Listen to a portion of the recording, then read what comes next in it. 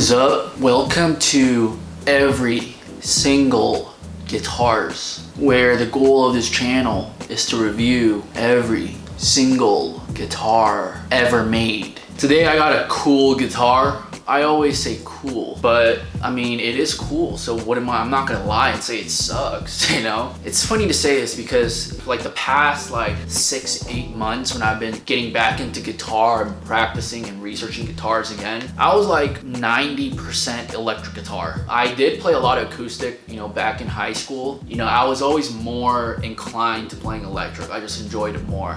But, you know, after playing a lot of vintage acoustic guitars recently, like in the past, you know, 1 to 3 months, I've been gaining a lot more interest in older guitars, like older guitars made by reputable brands like Gibson or Martin or Guild. Because of that new interest, I decided to pick up another vintage Gibson acoustic guitar. This is a 1969 Gibson J-50 acoustic guitar. I think that this is actually the first traditional Gibson acoustic guitar that I've owned. I did do reviews on other older hollow body Gibsons. One of them was like a 50s L48, which was like a arch top type guitar. So it's not, I don't really consider it like a traditional acoustic. The other Gibson that I've recorded, that I reviewed was, I think it was like a 50s or 60s Gibson LG1, which is an acoustic guitar, but it's like a smaller guitar. It's like a parlor body style guitar. So I consider this as my first official Gibson acoustic guitar that I've owned. So I got this guitar from a guy, I think he's the second owner, I believe. And you can clearly tell that this guitar has been played a lot because there's a lot of, you know, wear, there's a lot of dings, a lot of you know, superficial scratches and marks, and there's a lot of checking on the front and on the back. For me personally, this is the type of guitar that I really like, and the ones that I really look for, you know, these older truly vintage guitars with a lot of wear and a lot of just play on it. To me, a guitar that looks like this just looks like a guitar with a lot of character. Sometimes when I see old guitars from like the 70s and the 60s and it's like mint condition, I mean, it's cool, but dude, a guitar is built to be played. That's the whole point of the guitar. That's the point of any instrument. And if I just see an old instrument or an old guitar with no wear, I mean, it's just like, cool, like this is a vintage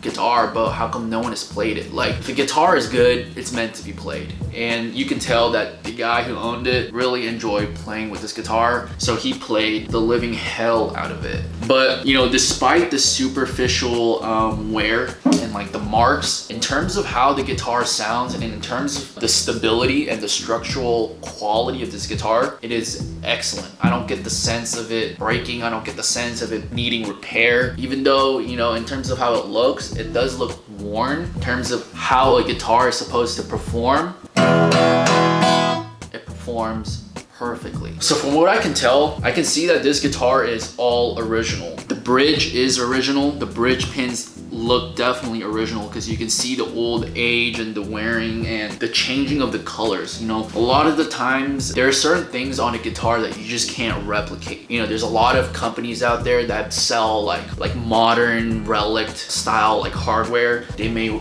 relic the tuners and like the bridge. Even if it's brand new, they just like do some, I don't know what they do to it, but they try to make it old. To me, that's not really my style at all. I don't know why you would purposely relic a new guitar. That's just, to me, that's just kind of doesn't make any sense. You know, the whole point of relic is age, like old age and vintage age, naturally doing that to a guitar. I don't know why you would force it, but there are certain things on an old guitar that you just can't fake or replicate, and one of them is the changing of the colors of, you know, the white on the bridge, the nut color. You cannot, it's very difficult to replicate that. And even the binding, you know, I could tell that in the past that this was just white, but over the age and over the wear and the use and the play, the color has kind of transformed into like a beige-ish hue-ish color, which is really cool, I think. And another thing that is impossible to replicate is checking, surface checking. I've met a couple people who I've sold guitars to, or people who've checked out my guitars, and some of them were very concerned about, you know, scratches and like the checking of old guitars. They're like, oh dude, there's so many like checkings on the paint and stuff. But I'm just like,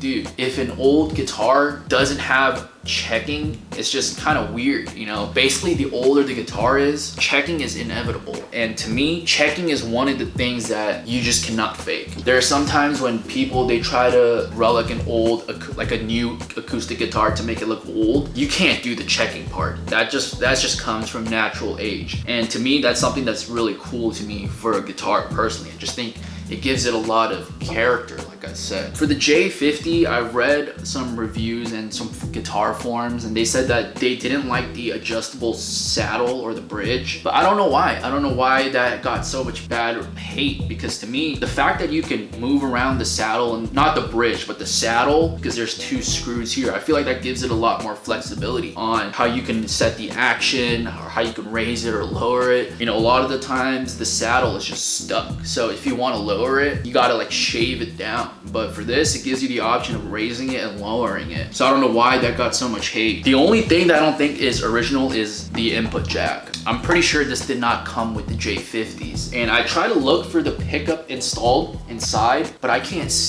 find it. I don't know where it is. But, you know, I thought that the input jack was added and then he may have taken out the pickups. When I plugged this guitar into an amp, it was actually amplified. So I'm assuming there's a pickup inside the sound hole somewhere, but I just can't see it. I'm not really a big fan of pickups that are visible, but if I were to install an aftermarket pickup, this is the exact setup that I would have used. Something very subtle right here, or even back here. It doesn't really matter. The pickup system, you cannot even see it. And I think that's really, really cool. And that's actually my style of pickup electronic systems on a acoustic guitar. The neck is on the fatter side. It's on the chunkier side. I'd say that it's like similar to like a 60s SG. It's like a baseball bat type of feel. Regardless, this is the type of neck that I prefer. And playing this guitar with this neck is very comfortable for me personally. I know that for some J-50s, this was the one with the square front. I don't know what you call it, the square front. Some of the other J-50s, they have like an oval shape. When I did some guitar research on this particular J-50 model, some people were like, oh, you know, the square is not as desirable as the front because like the tone is blah, blah, blah. But dude, when I played this sounds very, very good. It sounds perfectly fine. I don't know what they were talking about, but at the same time, I haven't played the J-50 with the oval-ish front, so I can't really make a legitimate comparison, but this guitar sounds very, very good. So I'm gonna show you some tones on how this sounds like.